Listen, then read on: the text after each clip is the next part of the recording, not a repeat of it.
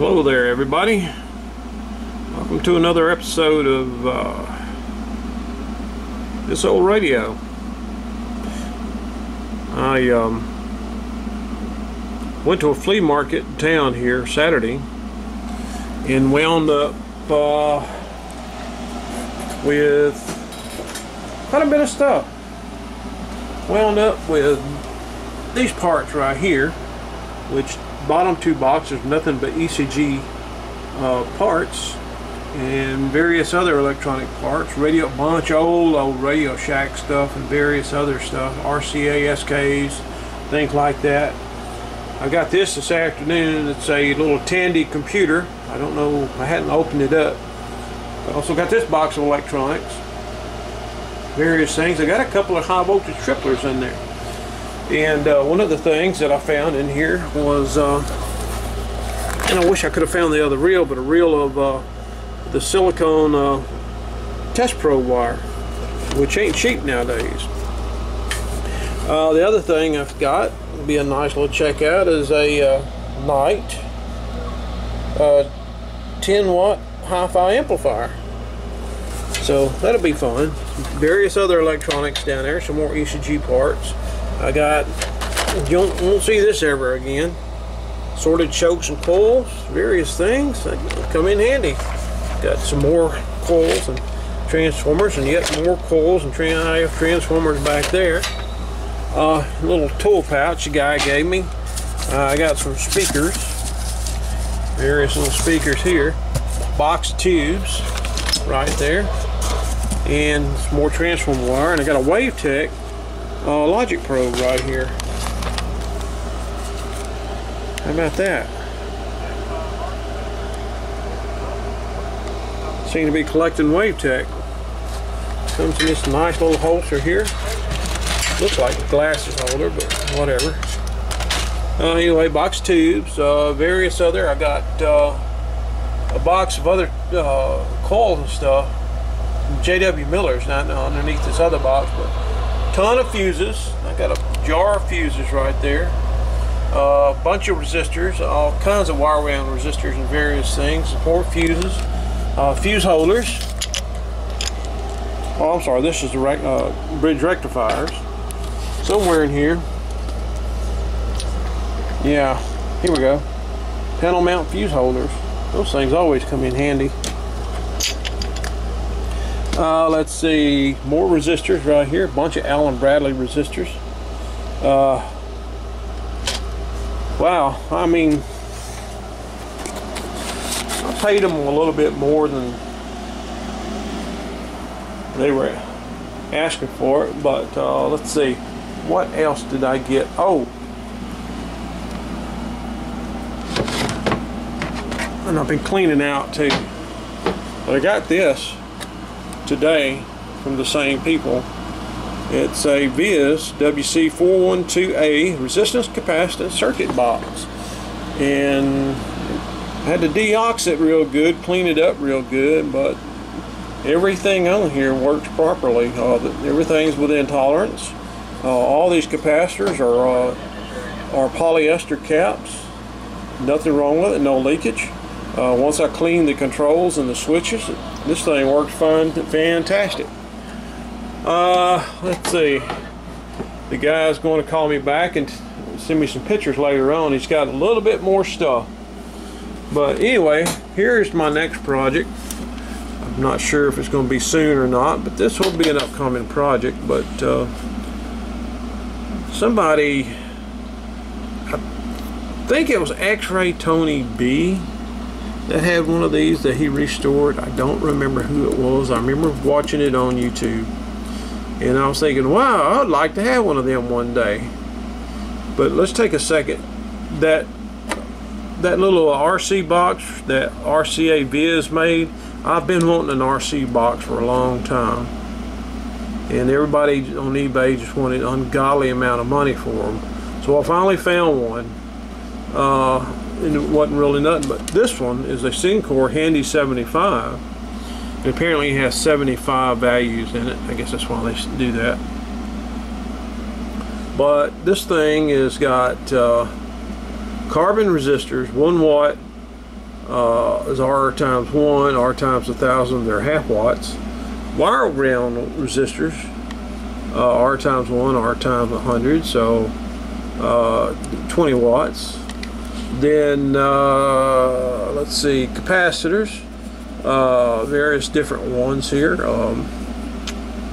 Then it's got a selenium rectifier, two silicones, two different kinds of rectifiers. You can replace stuff or bypass stuff with the test. And then finally electrolytics on this one right here. It's got A and B, so you got a common right here and you got A and B. So if I remember right, this one here, this is from here to here is 2, from here to here is 2.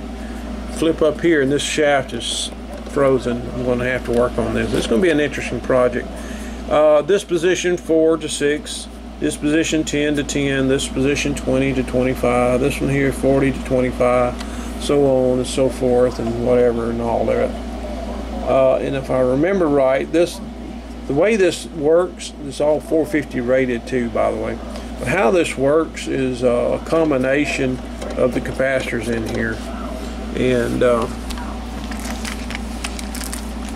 it was quite elaborate, but let's open the hood on this thing. This is quite the device inside.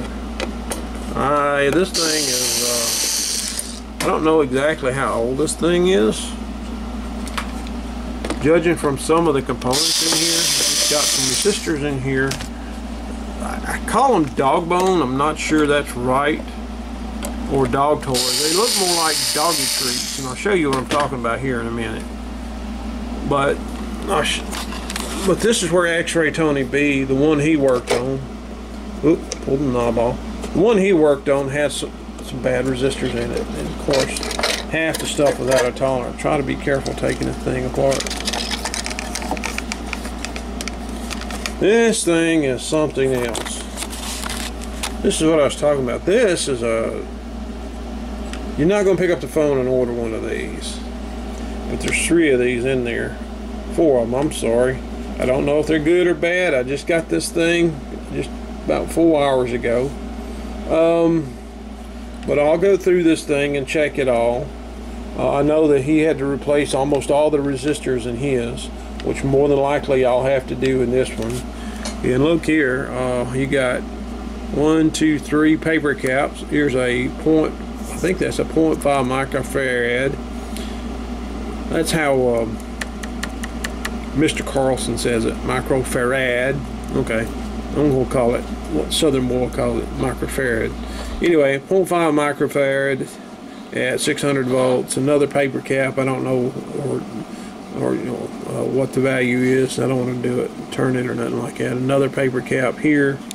There looks like a probably what I call a network. It's got probably got different values, capacitors in it. Hopefully that's good. A couple of our wire round resistors. Also, here are all the capacitors here. 1, 2, 3 of them suckers, 3-leaded little dudes. That's where the fun's going to be. So this is going to be an interesting little project. Oh, what else can I say? I already have a plan for this.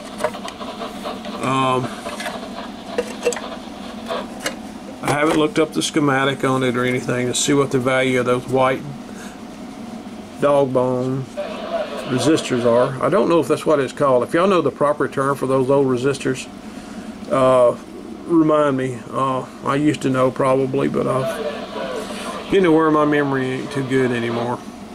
Anyway, that's going to be my next project, this Sencore Handy 75. So I've got a lot of other projects going on. Oh yeah, the Handy 75, but the model number is an RC146. It's got surge protector on here, push to test. I don't know exactly what that's for. Have to look that up. Let's see if any of these these function switches, those function switches. This one is froze up. I'm going to have to soak that shaft Hopefully I don't have to take it apart. Good Lord, that's a pain in the butt. Anyway, I'm not sure what that does. It says surge protector. I don't know. I don't know what that's for. Don't have a clue. Oh, I know what it. Well, I don't know what that's for. Yeah, we'll figure it out.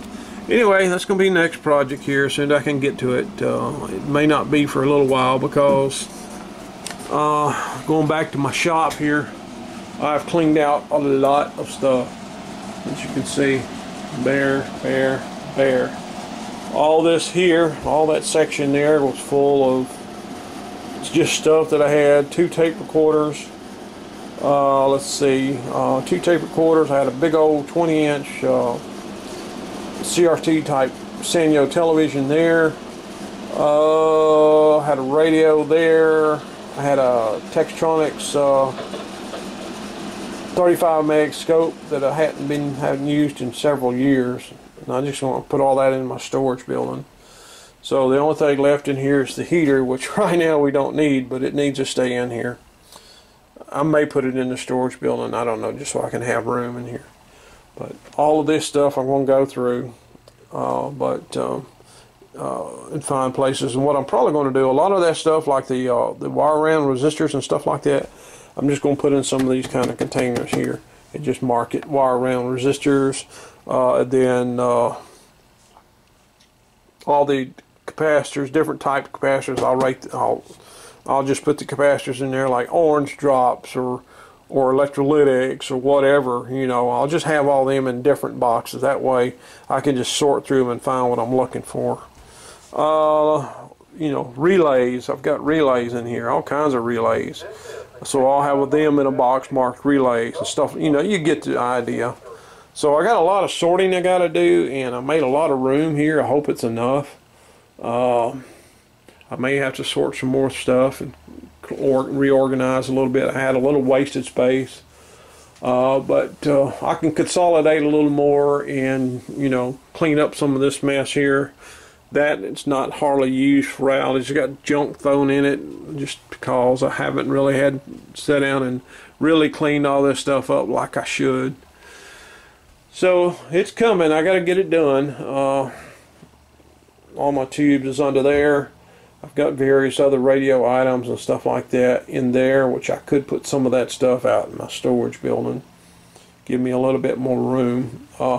Going back a second, I used to collect 16 millimeter, so right here is a 16 millimeter RCA 400 16 millimeter projector, which runs.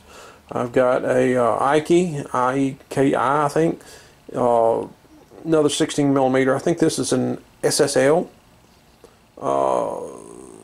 It's got a 2-blade shutter on it, which makes more light. There's the WaveTech 3001 that we restored. I didn't have the heart to put it in the storage building. I don't know what I'm going to do with it, but I'm going to hang on to it. I'll come in handy for something. Here's another project. Friend of mine. It's a Hewlett-Packard DC digital voltmeter with Nixie tubes in it right here.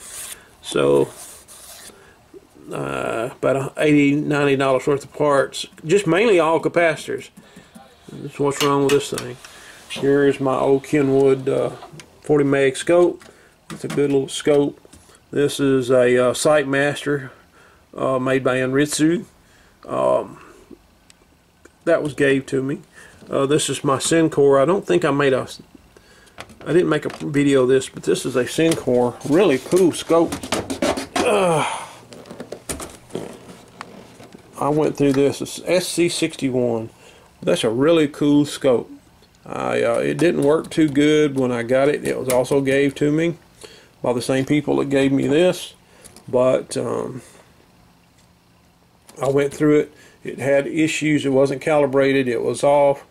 Had some not really major issues, but I got bored. I went through it just like with the 3001 down here. Basically, I just went and followed the alignment instructions, and that's how I looked for issues. And I did find I did find some issues with the alignment pots on the vertical board, I think it was. They were bad. They would not stay set. And that was the biggest problem with this, is with the vertical would not stay set. Replaced those pots with some new ones. Worked fine. Here is another one I'm working on. This is a Motorola service monitor. It's R2200B. It's a communication analyzer made by Motorola. I think it's Sister and Donner that actually made them. I may be wrong. Y'all can correct me if you know. But I bought it off eBay, 800 bucks. Guy said it worked fine, and yeah, it did, but the CRT was weak. I could tell it was weak, but I didn't really think much about it. But it did have issues, and I'm working on that right now. I'm not filming that one because that's a booger. That is a challenge even for me. And you know, and I guess a lot of people think I'm a hick, and I am a hick. I'm from Winfield, Louisiana, and I talk like a redneck because I basically am. However, I've been in electronics for many years, and I might not know exactly what everything is called, but I am a chief engineer at a radio station. I manage over 12 transmitters, all the studio equipment, all the in-between equipment, IT, everything else. I got a lot of hats, and I do this for fun. This is my TV shop, as I call it. I'm very proud of it. I'm thankful to the good Lord above for letting me have this. There's my SK series clock. I got this back before the craze of everybody buying stuff like this right here. That is a cool clock. I had to have the motor repaired on it. I got the motor repaired on it, fixed the light on it. I want to put LED lighting in that. Right now it's got a fluorescent and it's loud as heck. I want to put LED light in it. I just haven't got around to it yet. But there's my Enterprise model somebody gave me. I love that thing. This is my ham bench, and I'm really thinking about getting out of ham radio. It bores me now. It's not the same as it was. I just hadn't decided. Y'all talk me into it if you can. Tell me the virtues, but there's my recognition, big deal. There's my picture tube reference chart. It's all I could find right at the time to make this look like a TV shot. My computer bench right there. And I know y'all see that there's a film reel. That's a 35mm 2,000 foot reel. This one here, made by Goldberg. I love the design of that. That is my favorite film reel. And a little back history, I used to, my parents ran a drive-in down in Winfield called the Parkway Drive-In. And when I was little, I used to go in the projection booth, and they had RCA projection systems in there, and RCA, theater amps and all that stuff. And I was fascinated by that machinery. I used to love to open the door to the projector head and look at the intermittent moving that film, and it had that. Anybody at all knows anything about projectors, you know what the intermittent sound is, and I used to love to watch that. I used to love to open up the 70 watt rack amp. It was an RCA cabinet, and look at the regulators glowing purple in there. And that's what fascinated me, and that's what got me into electronics, wanting to figure out what made that do that, So, I got a lot of stuff. There's my little haul, my little trophies there. Got various things. I wish I had more room in here. I wish I would have got this building about just a little bit bigger.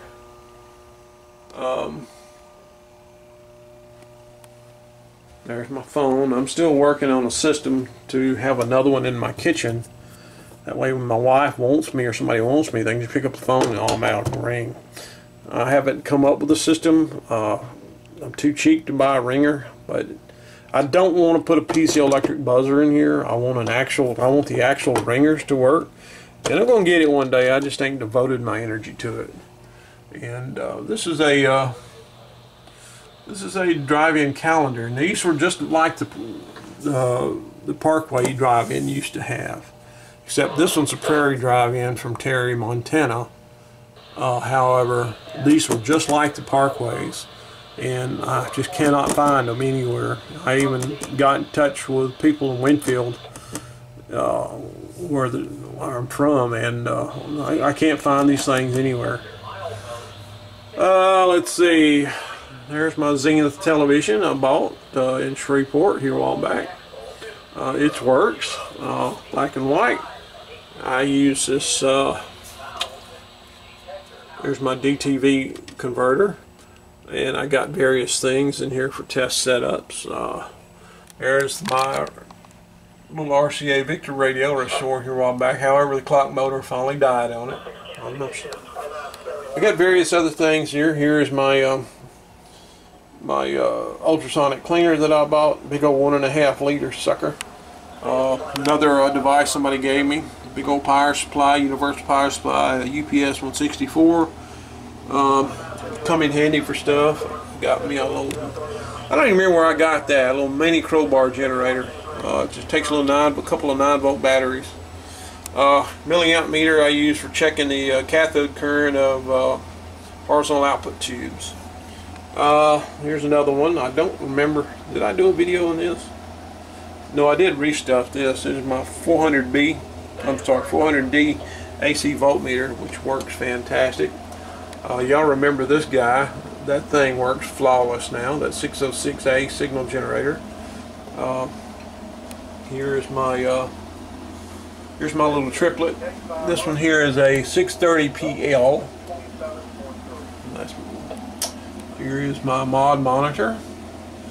Here's my bench voltmeter, my little HP frequency counter. Works great. Here's my bench buddy right here, B&K 177. De facto standard for TV repair back in the day. Here's my Sencore AM/FM stereo analyzer, which is a pretty cool little device. Then my ICO as I call it, signal tracer 147A, really cool. Something I didn't know this thing did was noise test. I was watching Mr. Carlson the other day working on a receiver, and he was noise testing resistors. I didn't realize that this thing would do that too. So if you got a carbon resistor, you can just put this thing in noise, hook it up to your leads here, and you could actually see if that resistor is noisy or not, which is pretty cool. Moving on, my signal generator, it's a 0.1 to 1040 megahertz. It's 80 HP 8657A. I bought this off eBay. This is fantastic. It'll do AM, FM mod, plus digital mod if you want to do that. And then something else somebody gave me, this is for television. It's a model VA62A Sencore universal video analyzer. And this thing is a tuner sub, does color bar, all kinds of stuff. You can test various things. Got a variable power supply, 0 to 35 volts. Let's see, servo drive for testing VCRs, VCR standard. Do ringing test of yokes and flybacks and things like that. It gives drive, various different kind of drives for the horizontal and vertical stages. Like I said, color bar generator and all this kind of stuff. So it's a really cool machine. And coming back down here, and my AC, my variable AC power supply and isolation transformer, the venerable PR57 Sencore. Let's see, coming up, I've got my Tektronix 2246 100 meg scope, 4-channel. It's really 2-channel, but they made 4 out of it. You can use this for digital signal levels. I've never used it, but I believe that's what that's for. Here's my WV120 that I dropped here a while back and broke like a jerk that I am. Let's see here. Here's my little HF power meter. It's hooked actually in series, or actually I'll show you that in a minute. Let's see, here is my Sencore RC146 resolver, capacitor, and inductor analyzer. Thing works fine. Also given to me. This was one of my holy grails right there. And my venerable old Motorola code synthesizer too. And I can do all kinds of stuff with that. Why did I get that? I paid more than I wanted to for it, but I had to have one. However, when I get that 2200 working down there, this thing won't be needed. Let's move on. Oh, excuse me. Here's my bench watt meter. It's a Bird watt meter. Bird 73. Wait. I took it out of the case, mounted it on this chassis, and then what happens is like right now, this set up for HF. Basically, this right here. If I hook up to this, that goes. If I hook a radio up to this, it goes in here through a cable up to this guy. Comes out this guy. Comes out here. You see the HF out. I'll loop it over to the Bird load.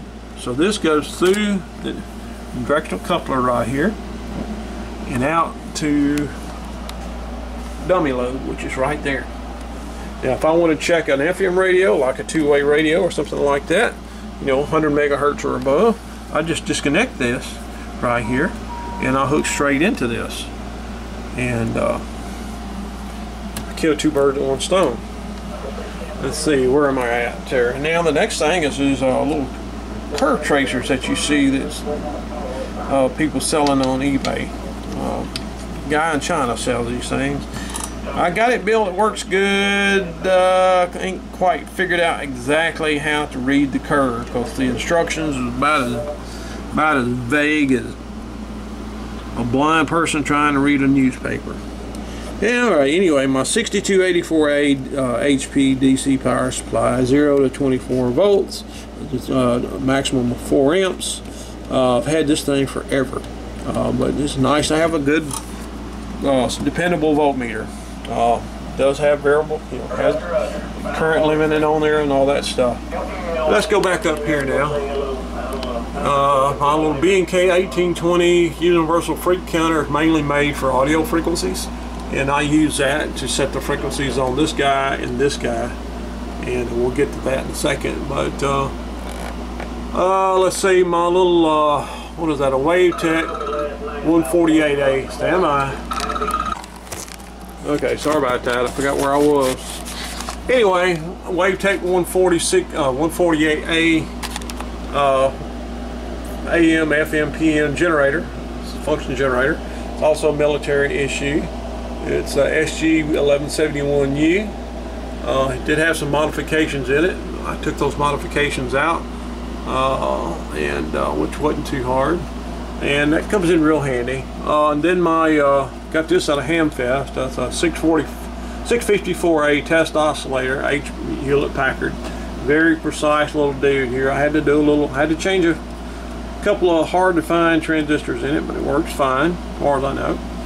And we're getting down to the bottom of them here. Here's my Heathkit capacitor tester. It is C3, Charlie 3, and it comes in handy. Coming on down, I got a Heath 1274 function sweep function generator. Very handy little dude. Coming on down, I got another Heathkit IP 271. Is that 2718? I'm sorry, 2718 dual power supply. It'll do 0 to 20 volts. Also has a 5-volt port here. Comes in real handy. And finally, my Astron RS35A when I work on big radios. And that's pretty much my bench. My tools. This is my 16mm meter at best film collection. I just can't get rid of it.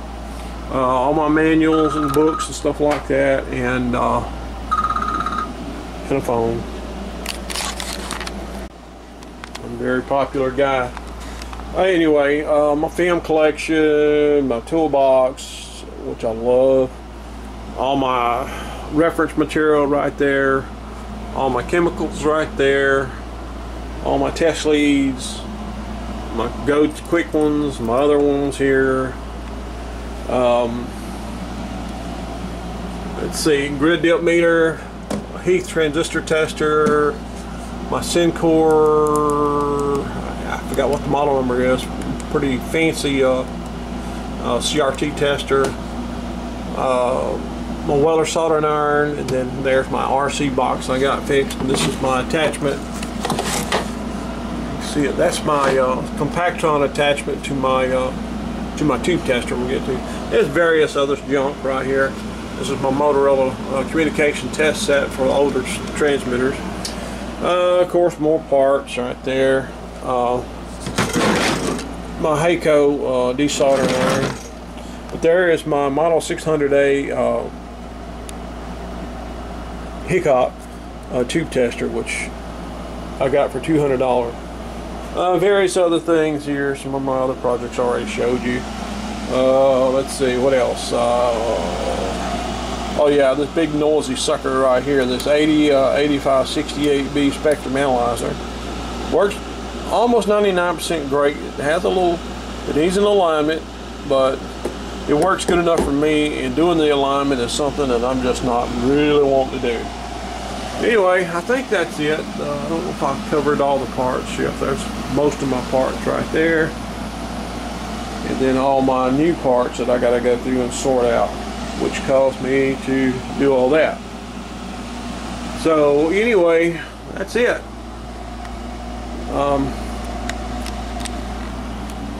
Wasn't really going to put all that in this video. It's supposed to be like a 5-minute video. Anyway, this will be next when I get done with everything else and doing my other little projects. This will be cool. This will be an off and on project.